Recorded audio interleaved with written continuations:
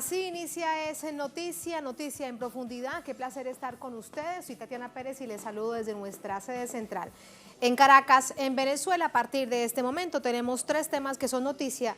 Y primero están aquí desplegados en titulares en Noticia Colombia. Desde Venezuela, la excongresista Aida Merlano revela más detalles de las enquistadas mafias del poder político del país. Merlano denuncia el entramado de corrupción que salpica al actual presidente Iván Duque, a varios expresidentes, a congresistas de partidos tradicionales y derecha y un largo etcétera. Tenemos ese panorama y lo analizamos. Segundo tema que es noticia, República Dominicana. El manto de duda, las denuncias de fraude rodean la suspensión de las elecciones municipales de este domingo. Este lunes la máxima autoridad electoral ha reprogramado los comicios para el próximo 15 de marzo. Esta noche además ha hablado el presidente Danilo Medina. Pero ¿qué fue lo que realmente sucedió? Profundizamos en ello. Tercer tema que es noticia en titulares, Bolivia. Día entero de expectativa ante el anuncio del Tribunal Electoral de las candidaturas habilitadas o los inhabilitados para los comicios del próximo 3 de mayo. En medio de esta larga espera, una encuesta revela que el Movimiento al Socialismo, el MAS, puntea en la intención de voto. Un escenario que profundizamos. Hay noticia que así comienza. Bienvenidos, bienvenidas.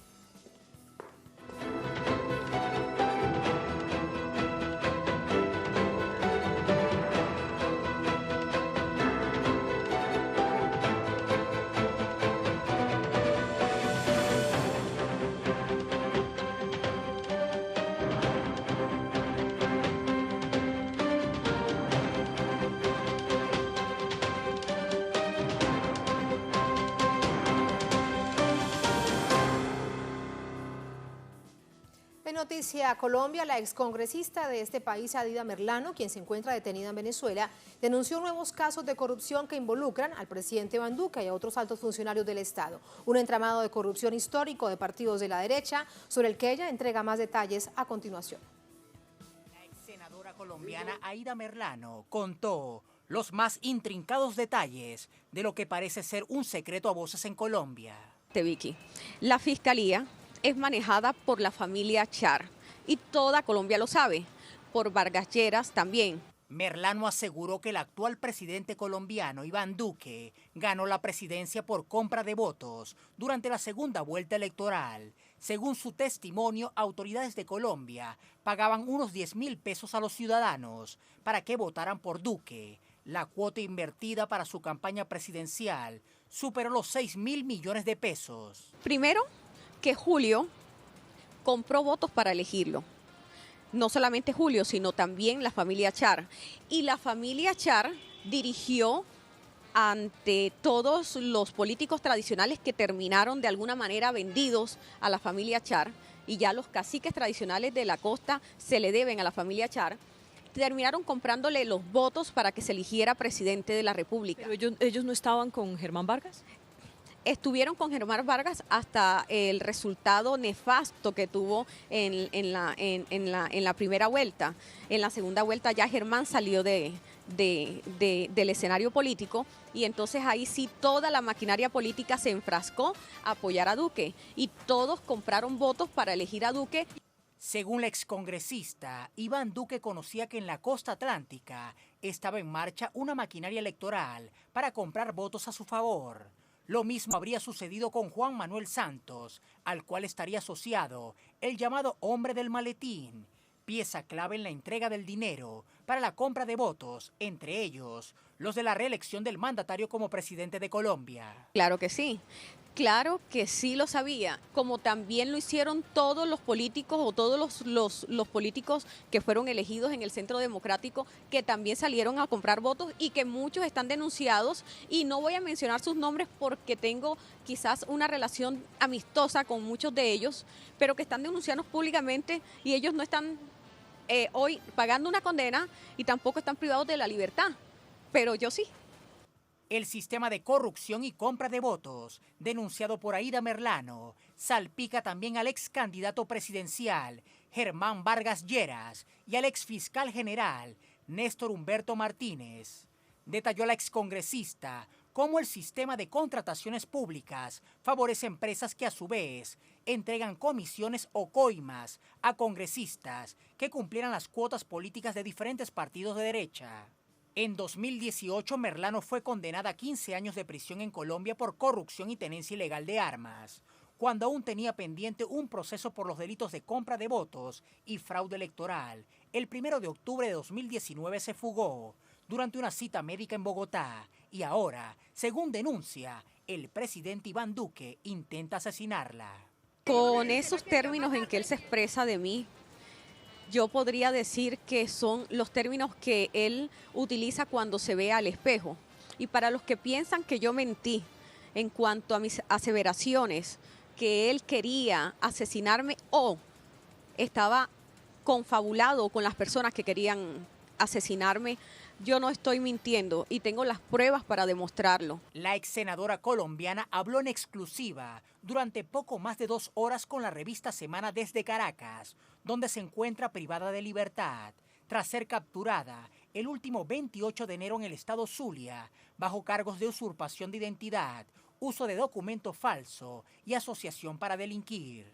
Para la ex senadora Aída Merlano, el hecho de que la Cancillería de Colombia haya pedido su extradición al diputado venezolano Juan Guaidó y no al presidente de Venezuela Nicolás Maduro, muestra que el gobierno colombiano en realidad no la quiere extraditar. Si ellos desearan que yo fuese extraditada a Colombia, ellos le pidieran mi extradición al presidente legal, legítimo, y es Nicolás Maduro, no Juan Guaidó.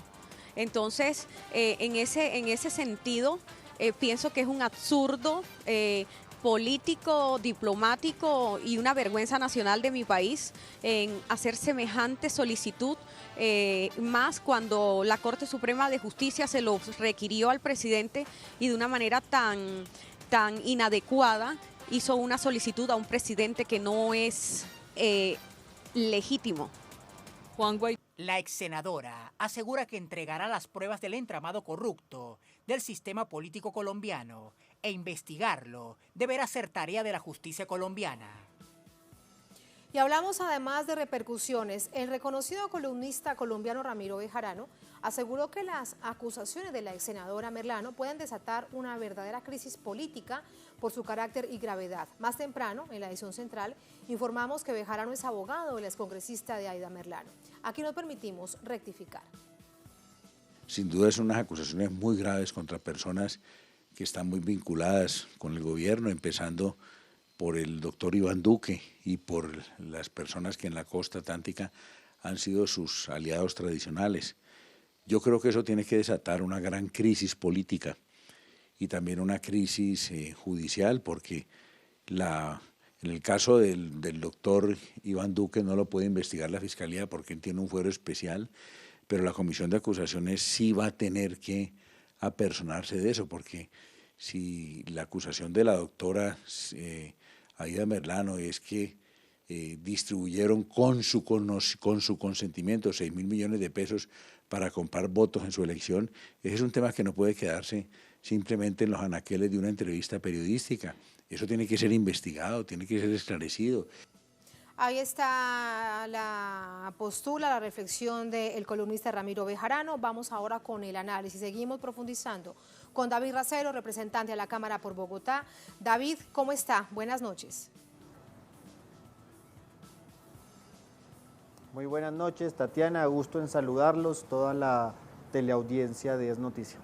Muchas gracias. David, se ha dicho desde la declaración anterior ante la justicia de la excongresista colombiana Aída Merlano que esto es algo que se conocía, que es un silencio a voces. Ahora, cuando ella ha entregado más detalles sobre la forma como actúa la política colombiana, la política hace más de 50 años en el país, ¿cuál es el valor, cuál es la valoración que se debe hacer de esto? Sí, es un secreto a voces. La sociedad colombiana igual no deja de estremecerse por este relato tan macabro de la excongresista Aída Merlano, y sobre todo por dos cosas en particular. Primero, la conclusión de esta intervención es la comprobación del fraude electoral en la pasada campaña electoral del 2018, en segunda vuelta, donde el presidente actual del Centro Democrático, Iván Duque, por actos de soborno, de robo, termina robándole las elecciones a el candidato de la izquierda de la Colombia Humana, Gustavo Petro. Y era sorprendente porque en la misma campaña se veía el apoyo popular que se tenía ante Gustavo Petro y al final como Iván Duque, un desconocido que en menos de 5 o 6 meses aparentemente en las encuestas le dieron como ganador, repuntó en segunda campaña. Pero lo peor aún es lo siguiente, y es, también Aida Merlano menciona algo fundamental, y es la corrupción dentro de la registraduría, el poder electoral, que debe ser autónomo e independiente. Lo que se ha prestado en las últimas campañas electorales es para beneficiar a algunos candidatos en particular. Nosotros desde la Colombia Humana pedimos una auditoría a la registraduría por parte de la Unión Europea y no fue posible ese tipo de auditoría externa. Así que el tema de la corrupción en cuanto a compraventa de votos, empresarios potentados que financian campañas comprando votos, gente que por supuesto se deja comprar, pero en tercer lugar una registraduría completamente amañada, cooptada por la corruptela politiquera de este país. David, dice el columnista Ramiro Bejarano que necesariamente tendrá que pasar este caso y activarse la comisión de acusaciones de la Cámara de Representantes. ¿Qué viabilidad le ve usted a esto? Se conoce con toda claridad que la comisión de acusaciones, que de hecho es el tribunal natural por constitución del presidente de la Nación, históricamente no ha hecho nada, pero alguna posibilidad de que allí se abra esta investigación. Sí, así es. No, yo soy un poco pesimista y debo decirlo ante los televidentes que dentro del Congreso, que es la Comisión de Acusaciones en la Cámara donde yo hago parte, la posibilidad de algún tipo de salida decente y de justicia es poco viable. Sobre todo porque este caso de Aida Merlano va más allá simplemente del presidente Duque. Acá están los poderes establecidos de los apellidos de siempre en el país. Eso nos remonta hasta el mismo Odebrecht. Recordemos que el presidente actual Iván Duque asistió como congresista a una reunión acompañándoles candidato del Centro Democrático de ese entonces, Oscar Iván Zuluaga, a una reunión con Duda Mendoza en Brasil, actualmente procesado por los sobornos de Odebrecht. Pero adicional a eso, Aida Merlano nos habla del exfiscal general de la Nación, Néstor Humberto Martínez, que renunció el año pasado, y lo que nos hemos dado cuenta es que la Fiscalía, el órgano competente para investigar, ha sido completamente cooptada por la corrupción. El fiscal actual, que fue nombrado hace un par de semanas, el doctor Barbosa, es de la misma línea del Centro Democrático, amigo personal del presidente Iván Duque, estudió con él, trabajó con él en la universidad. Así que el panorama es oscuro en cuanto a los entes correspondientes para investigar estos actos de corrupción. La solución que vemos nosotros desde la Colombia Humana es una gran movilización masiva, contundente, popular, que estamos invitando el próximo 21 de enero, próximo viernes, a salir a rechazar este tipo de actos de corrupción contra los politiqueros, pero especialmente en el 2022, nuevas elecciones electorales a la presidencia, donde tenemos que salir mancomunadamente y a cuidar nuestros votos. Seguimos además profundizando, escuchando tus reflexiones. Hablan de Germán Vargas Lleras, fue ministro de Vivienda, fue vicepresidente del país, en varios gobiernos ha tenido cargos, fue congresista, y su relación directa además con estos clanes, con los Char y con los Gerlain. ¿Crees que todo este entramado es la razón por la que él de alguna manera se ha alejado de la política? O por lo menos de manera tan pública. Germán Vargas Lleras, no, él no se ha alejado, él es presente en la política nacional, es columnista en el periódico El Tiempo, el periódico del oficialismo, el periódico histórico de la clase política tradicional de derecha de este país. Él está presente. Hablamos de los Char se están proyectando para ser uno de los candidatos presidenciales del 2022, competencia directa del ex candidato Gustavo Petro. Pero lo que queremos representar es esa mafia articulada entre poderes económicos regionales como son los Char, que son de la costa caribe, y unas mafias político-electorales. Hay un encuentro entre ellos dos que ha cooptado la política nacional. Por supuesto, entre ellos hay discusión. En la campaña anterior, Germán Vargas Lleras en primera vuelta no estuvo con el candidato del Centro Democrático, pero al final se unen.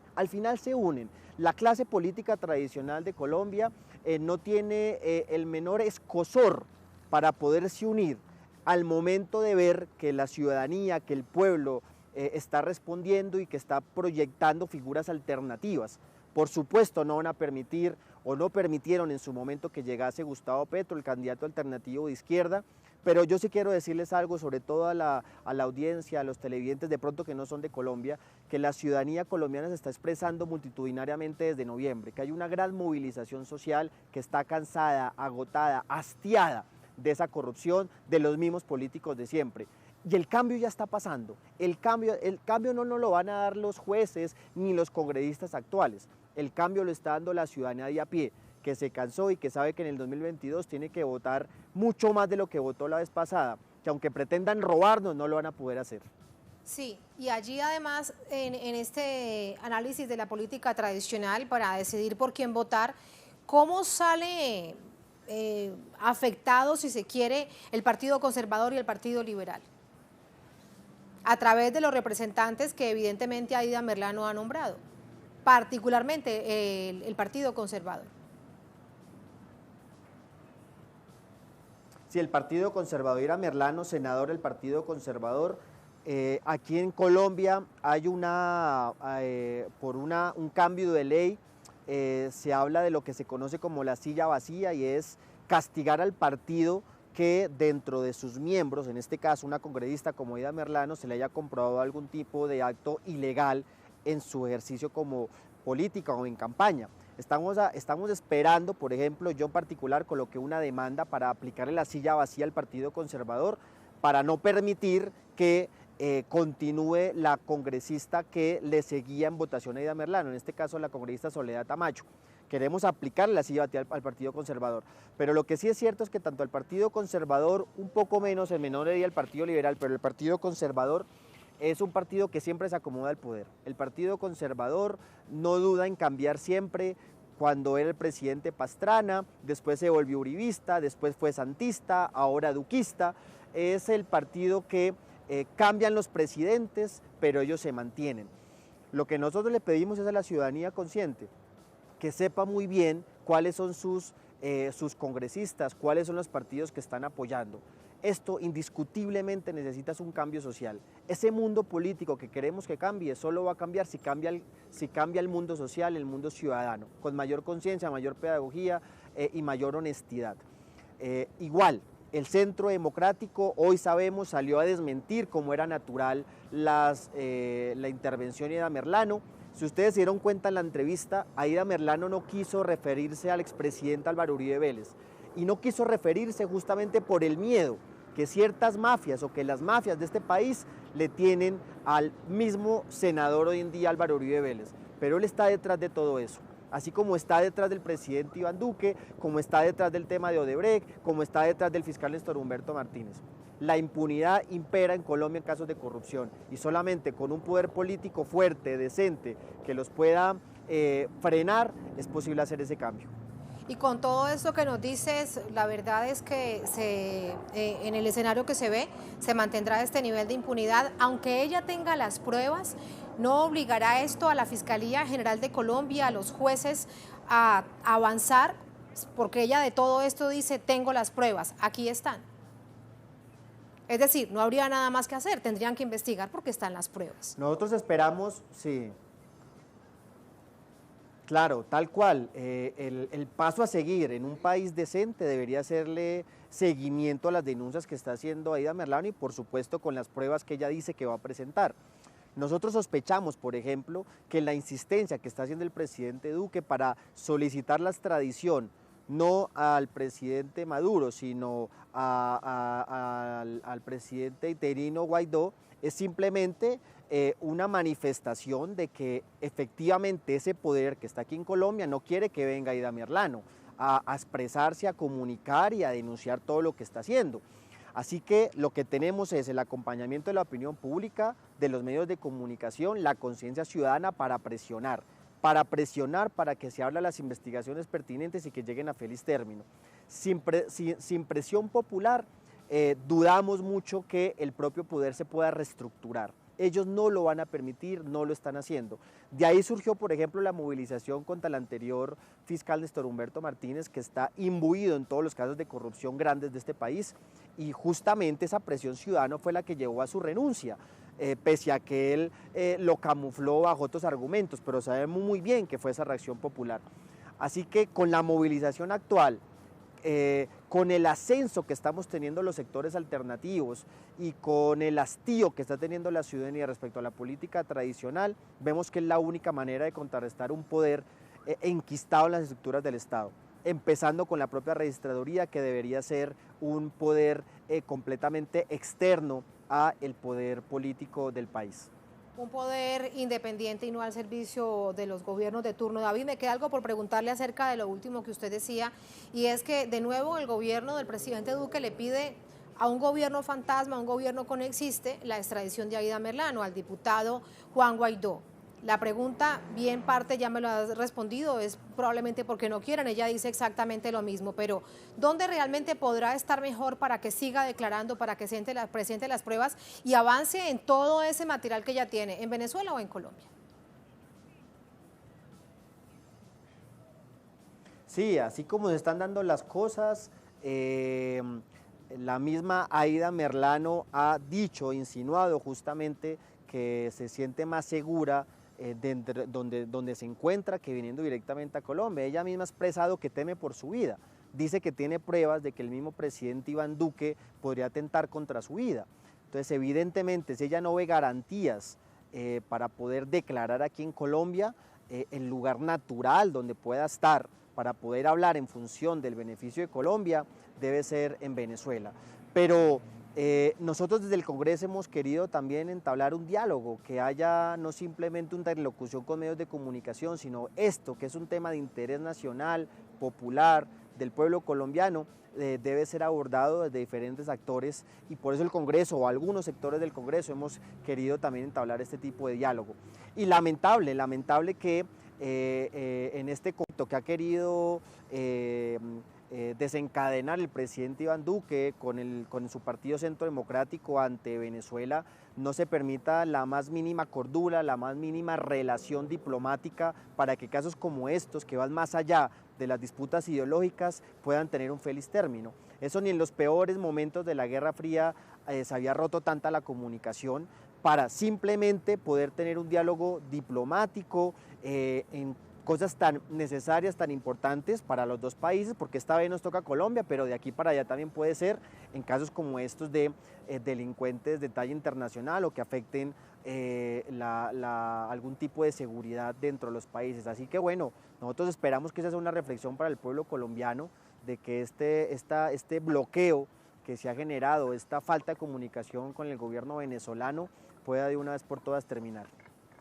Gracias, David, por entregarnos estas reflexiones, este análisis durante esta jornada ante este hecho que le da la vuelta a Colombia, que genera múltiples reacciones y es una noticia internacional, lamentablemente para nuestro país. Gracias, buenas noches. Muchas gracias. Buenas noches. Hablábamos precisamente con David Racero, él es congresista, representante a la Cámara por Bogotá. Así nos vamos a la primera pausa, estamos en Noticia de Telesur, al volver en Noticia República Dominicana. El manto de duda y las denuncias de fraude rodean la suspensión de las elecciones municipales de este domingo. Este lunes la máxima autoridad electoral reprogramó los comicios para el próximo 15 de marzo. ¿Qué fue lo que realmente pasó? Vamos a analizarlo al volver. Estamos en Es Noticia.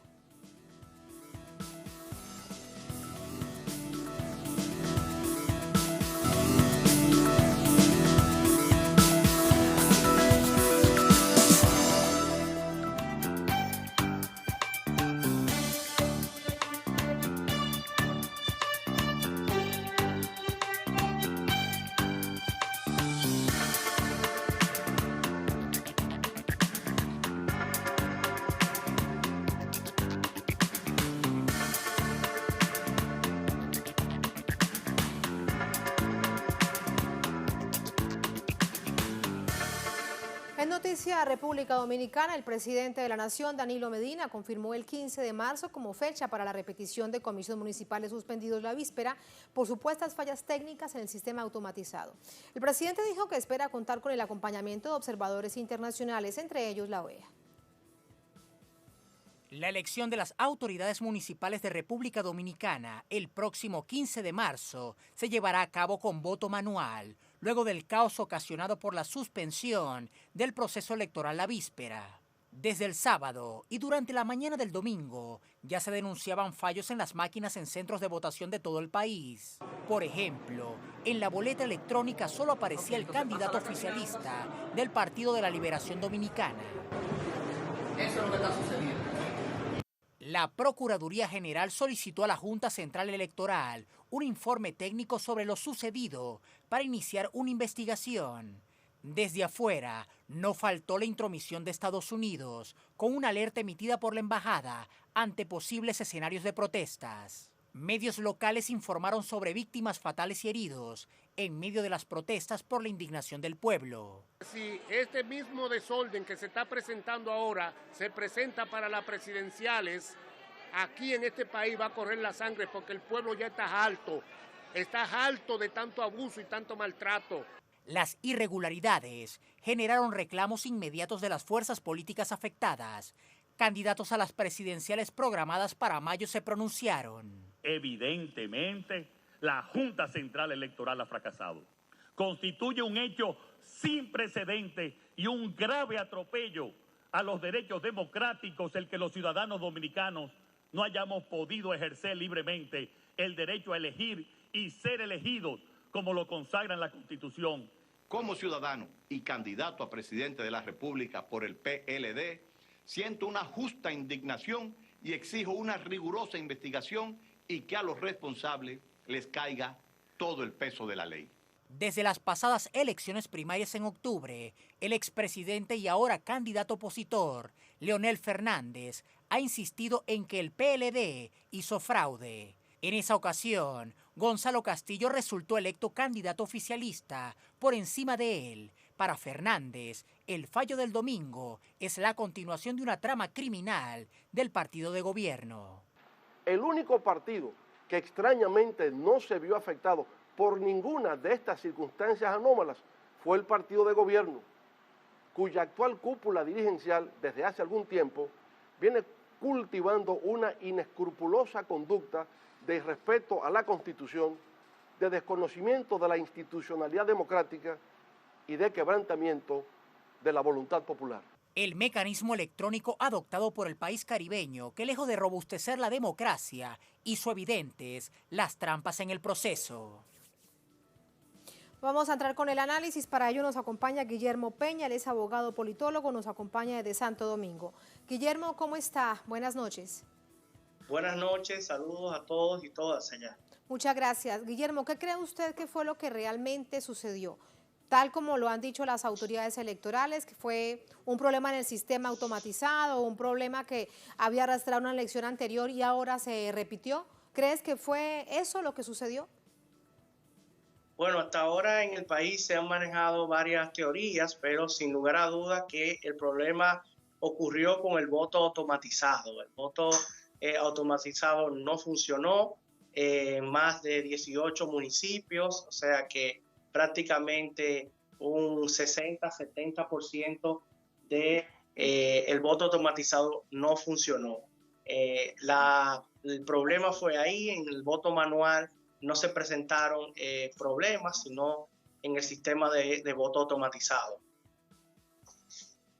Para el próximo 15 de marzo, entonces, vendrán elecciones manuales.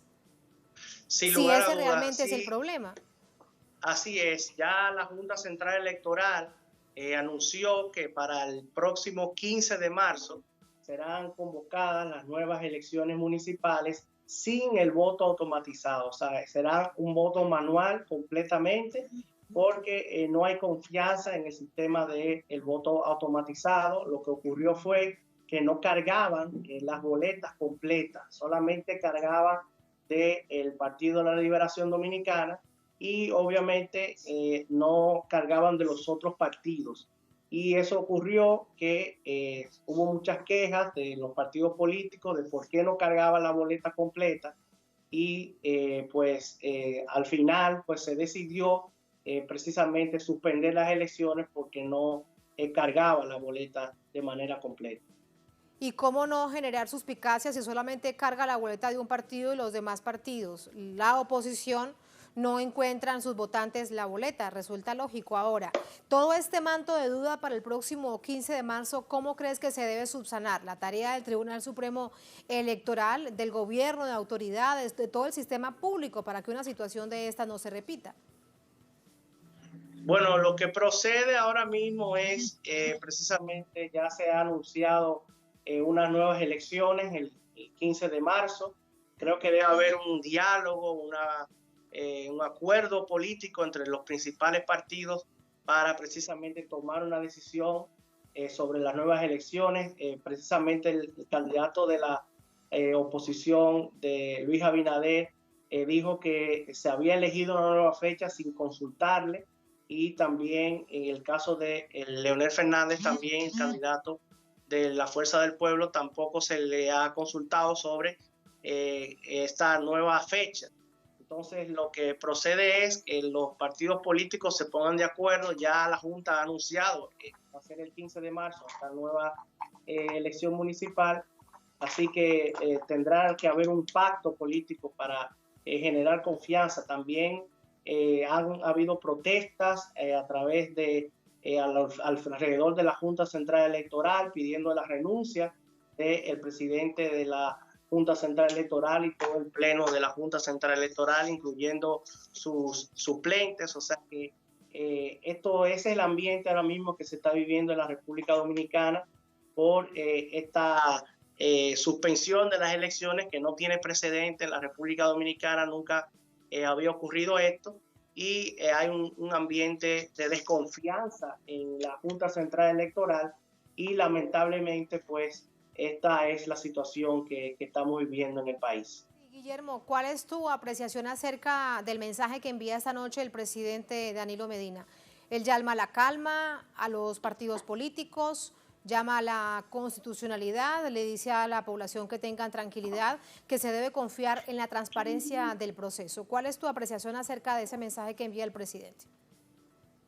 Bueno, el presidente acaba de hacer un mensaje llamando a la calma, como estableces, y también a investigar hasta las últimas consecuencias quienes provocaron este sabotaje. Entonces, creo que es importante que las autoridades, tanto de la Junta Central Electoral como la Procuraduría General de la República, que investigue hasta las últimas consecuencias qué ha pasado con esto. Si esto es un problema técnico, si esto fue un problema de algún sabotaje. Creo que la ciudadanía necesita esclarecer qué ha ocurrido con esto, porque no hay confianza en el sistema electoral. Muchas gracias, Guillermo, por ese análisis. Buenas noches. Buenas noches y gracias por sintonizar. Gracias a usted. No hay confianza en el sistema electoral. Esa es la conclusión a la que se llega por parte del analista que hemos tenido en pantalla, también por muchos pobladores, por mucha parte de la sociedad de Dominicana, cuando se le ha preguntado a través de los micrófonos de Telesur qué aspira para el próximo 15 de marzo. Así nos vamos a la segunda última pausa en esta emisión de Es Noticia. Al volver en Noticia Bolivia, día entero de expectativa ante el anuncio del Tribunal Supremo Electoral de las candidaturas habilitadas y de las inhabilitadas, especialmente para los comicios del próximo 3 de mayo. En medio de la espera, una encuesta revela que el movimiento al socialismo puntea en la intención de voto, un escenario que analizamos en minutos. Estamos en Es Noticia.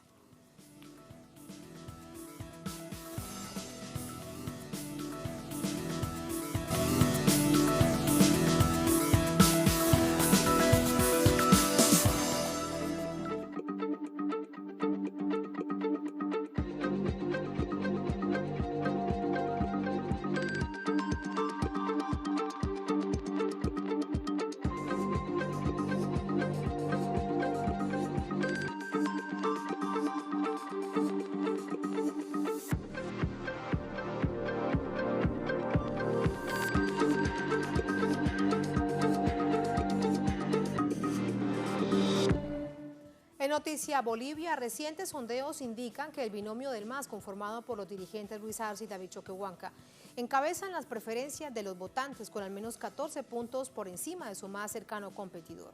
Son encuestas publicadas en un contexto de incertidumbre a la espera de la oficialización de candidaturas por parte del Tribunal Supremo Electoral, que aún debe oficializar la lista de candidatos de cara a la próxima jornada comicial. Aquí tenemos esos detalles. Bolivia vive un anormal clima de campaña con miras a las elecciones generales del próximo 3 de mayo. Comicios donde se escogerán el presidente y vicepresidente de la República, 36 senadores y 130 escaños a la Cámara de los Diputados. Proceso electoral convocado por el expresidente Evo Morales el noviembre pasado, horas antes del golpe de Estado perpetrado en contra del exmandatario. La encuesta del medio de comunicación privado Unitel arrojó las siguientes cifras. El binomio Arce-Choquehuanca obtendría 31,6% de los votos. La fórmula Carlos Mesa-Gustavo Pedraza se ubicó en segunda posición con 17,1%.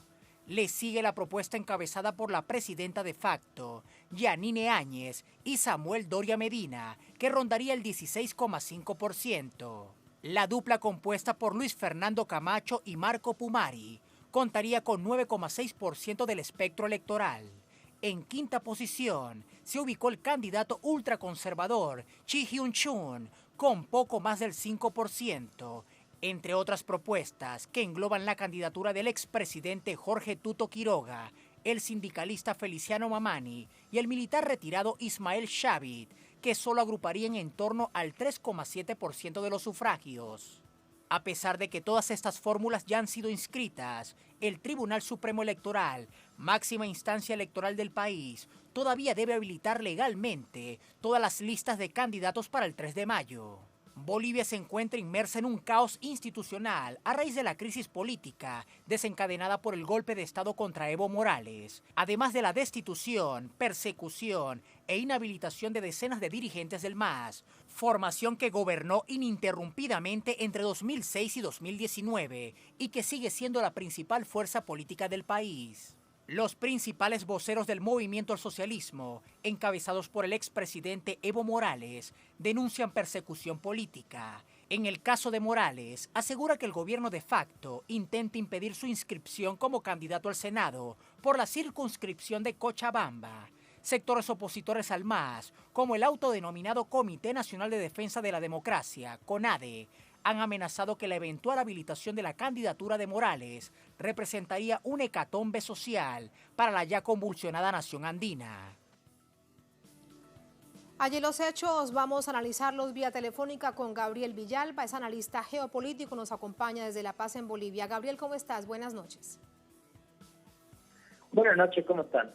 Muchas gracias, Gabriel. Esta noche ha hablado el presidente del Tribunal Supremo Electoral, mientras hay este nivel de expectativa por conocer los candidatos habilitados y los inhabilitados. Él ha dicho esto, que se finalizó el cotejo de listas de candidaturas observadas que presentaron descargos. Hay 3 grupos de aspirantes. Unos, los que subsanaron observaciones y continúan en carrera electoral.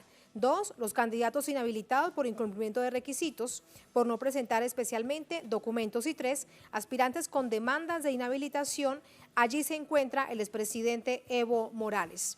¿Cuál es tu lectura acerca de esto que ha dicho esta noche el presidente del TSE de Bolivia? Bueno, creo que Salvador Romero, lo sabemos, ha sido puesto a dedo por la presidenta de facto, Yanine Áñez. Salvador Romero, por ende, responde a los intereses políticos de la presidenta de facto, Yanine Áñez, situación que ya ha sido denunciada por diversos sectores, tanto opositores al proceso del movimiento al socialismo como por el propio movimiento al socialismo, ¿no? Creo que Salvador Romero simplemente está midiendo el momento político, ya que todavía no ha emitido ningún criterio sobre la candidatura de Evo Morales. De hecho, lo ha mantenido en reserva en este tercer grupo de candidaturas que aún se encuentran en observación. Creo que precisamente Salvador Romero no está obrando en su condición de máxima autoridad del órgano electoral, sino como máxima figura política afín a Yanine Áñez en este proceso electoral que es totalmente aberrante. En medio de esa situación, entonces, lo que habría de esperar, evidentemente es importante decir esto, esperar, pero como se ha presumido, toda la intención es dejar fuera de la carrera política al expresidente Evo Morales en su intento de ir a una banca al Senado. Sí, es verdad. Pasa que desde que tumbaron al gobierno del presidente Evo Morales, también se ha gestado toda una nueva rearticulación y reconfiguración del movimiento al socialismo. Muchas organizaciones sociales han apoyado a Evo Morales en esta su candidatura y muchas otras también la han criticado dentro del movimiento al socialismo, ¿no? También hay que ser autocríticos en este sentido. Evo Morales debería haber asumido una postura de coordinación desde Argentina del movimiento al socialismo y no un protagonismo en estas elecciones, pero bueno, es una decisión que él tenía que haber tomado, pero sin duda sabíamos desde el principio de la contienda electoral, desde el principio del golpe de Estado en Bolivia, que esto iba a ser así, que la oposición boliviana, la oposición que por 14 años añoró estar en el gobierno, no le iba a dejar, no iba a soltar el poder nunca, iba a aferrarse a todas las artimañas de orden electoral y de orden Gabriel, fíjate qué judicial paradójico. incluso.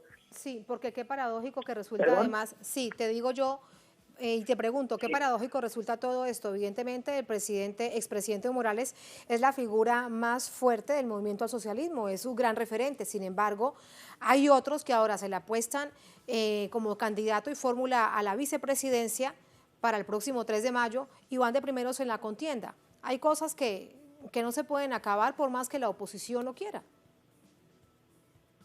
Sí, sin duda. Evo Morales siempre va a ser un líder mundial, ¿no? Y sabemos lo que representa también aquí en Bolivia. Pero también hay que ser cautos y analizar los nuevos bloques que se han gestado en esta última encuesta que le estamos analizando precisamente, que es el movimiento al socialismo en total soledad.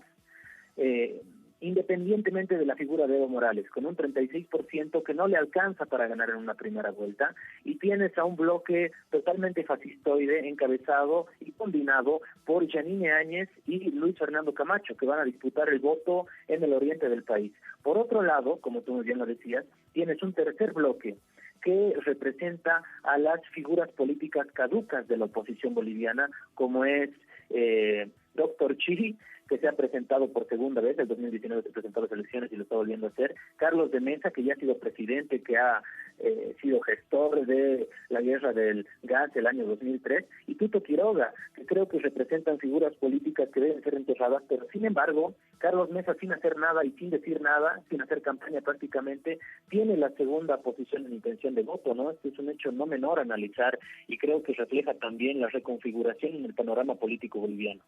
Sin duda, y en medio de todo ello se mantiene la expectativa. Esta noche ha dicho el señor Salvador del TSE que dentro de unas 2 o 3 horas se entregarán esas listas tan esperadas. Sí. Ver lo que sucede, ya será ese momento. ¿Cómo, Gabriel?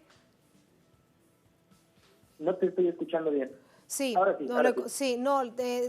A ti te despido, Gabriel, muchísimas gracias. Dejar a la audiencia abierto el tema porque aún se sigue esperando precisamente qué contienen estas listas, quiénes están inhabilitados y quiénes quedan inhabilitados. Es lo que veremos. Muchas gracias, Gabriel. Buenas noches. Gracias a ustedes. Buenas noches. Buenas noches. Gracias a ustedes por habernos acompañado. Ponemos punto final a esta emisión de noticias. Cerramos nuestra pantalla tradicional. Nos quedamos en redes sociales, @noticiatelesur, @TatianaTelesur. Durante esta jornada, otro hecho fue noticia. Con eso lo dejamos. Hasta mañana.